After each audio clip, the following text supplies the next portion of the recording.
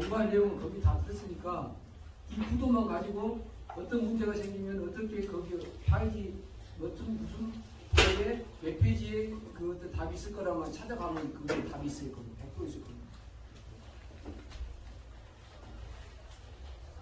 그래서 오늘은 좀 어렵더라도 이게 블록체인 엠필 자꾸 블록체인 엠필에 대한 정확한 기억이 없으실 것 같으니까 내가 이제 잡아드린 거예요. 이게 전부 블록으로 연결된 거 블록체인이죠? 이렇게 다 연결된 거. 이것도 블록체인의 한 일부거든요. 이론적으로. 그런데 실질적으로 블록체인은 뭐냐면 이제 투자해서 코인을 갖고 이제 하는 게 이제 거의 코인적으로는 비트코인이라든지 이런 거는 그쪽 이야기고 그쪽 이야기고 이론적으로는 엠피어라고 이론적으로는 이렇게 해서 다 연결된다라는 거예요. 이게 해서 연결된다. 자, 그래서 경사부 제휴 사이트 추구전략입니다. 자, 예를 들어서 여기에 다가구가 있어요. 다가구가 있는데 내부로 계단이 돼 있어요. 내부 계단이 아니라 예를 들어서.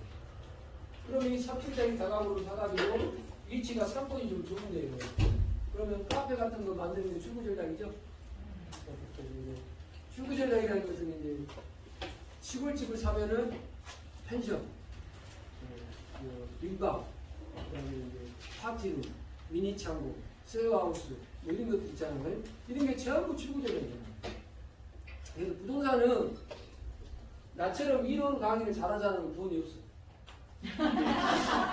돈이 안 돼.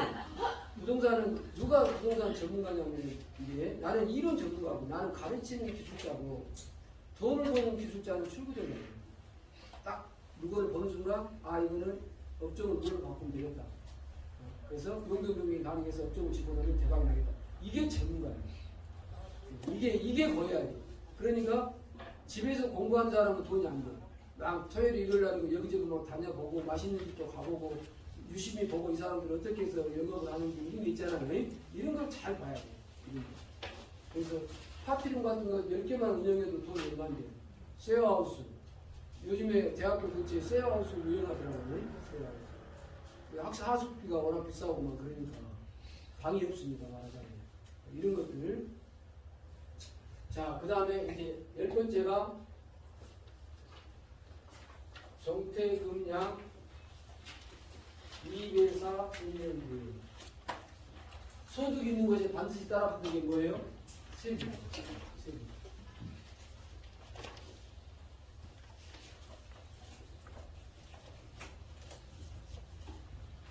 세금은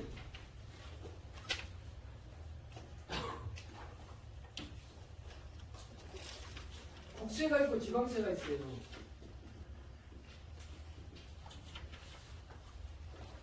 국세는 이제 우리가 대표적인 게 이제 소득세거든요.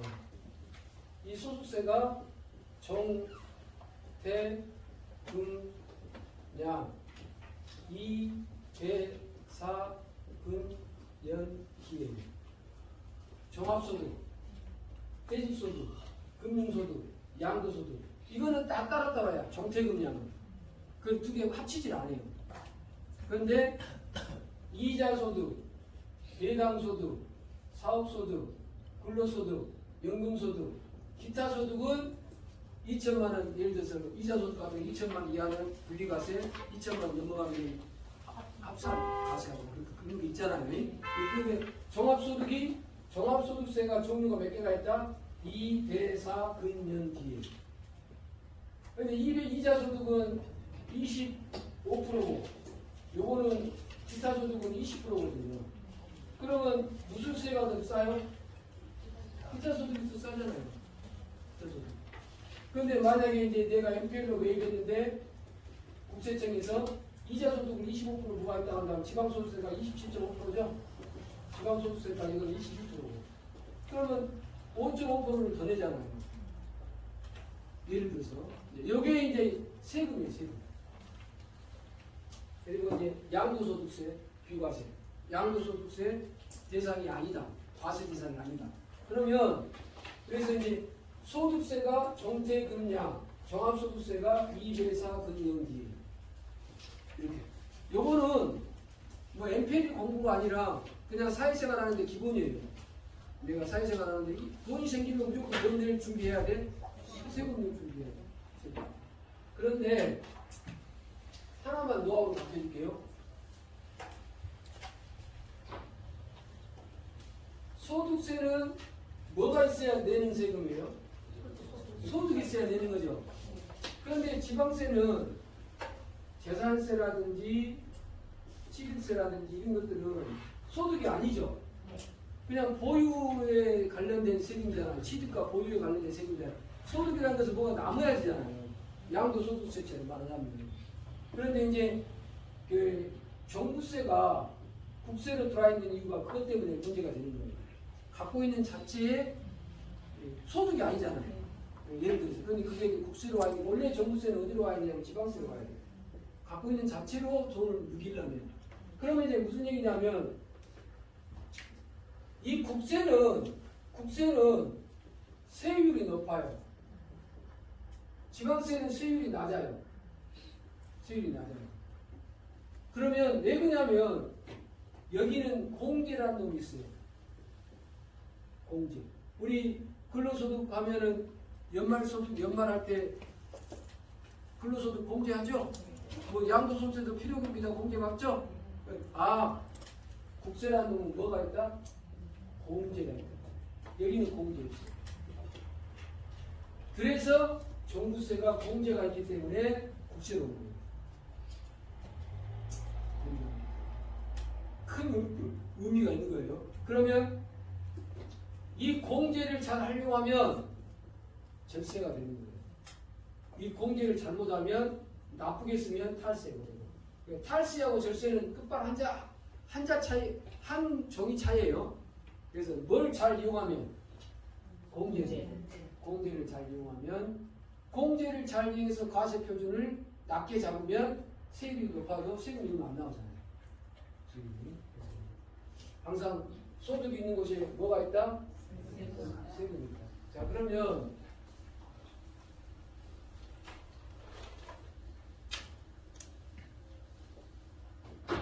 MPL은 우리가 이제 10억짜리 MPL을 6억에 매입해 오면 이게 원금이 예를 들어서 8억이었단 말입니다.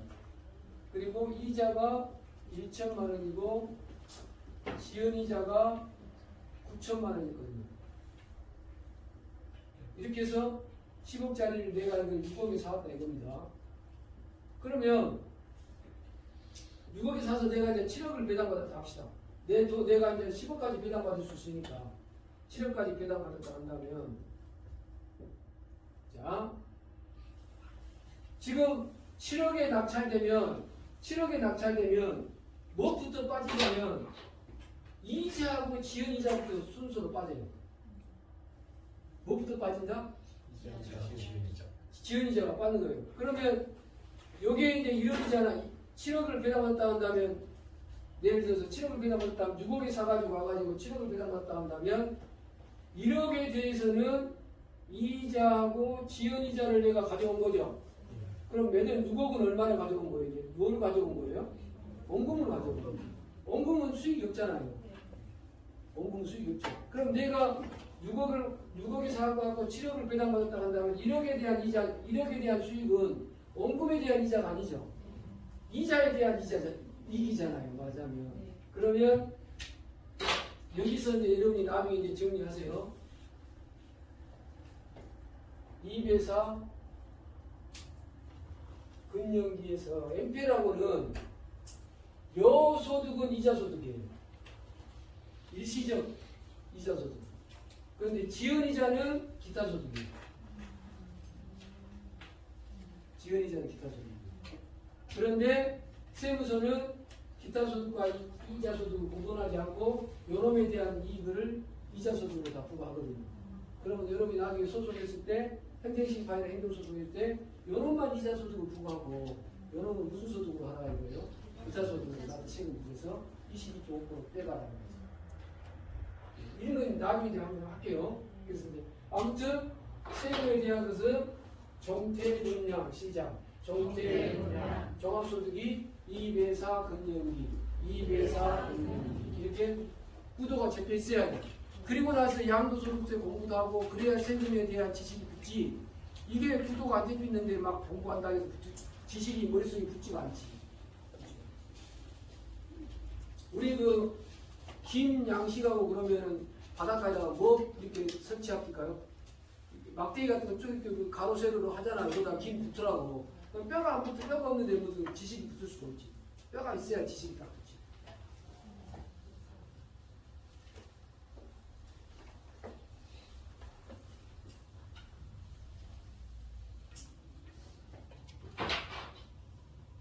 우리 가야 할 공부할 내용이 많이 나왔더니 저 여기는 안 갑니다. 여기는 안 가고 우리는 무슨 공부하는 거예요? 대표만 하는 겁니다. 그 다음에 이제 11번째가 소유량, 변제한, 수소입니다. NPL 장점. 시작. 소유량, 변제한, 수소입. NPL이 대체 왜 좋냐? NPL 하는데 도대체 NPL이 왜 좋은지 그 이유를 좀 설명해 보라는 거예요. 그러면 여러분은 뭐라고 설명한다? 소유량, 변제한, 수소량. 그리고 그 내용이 뭔지 물어보면 사관학교 가서 교육을 받으세요라고 해요. 공짜가 어디 있어? 공짜가. 사관학교 가서 교육을 받으세요.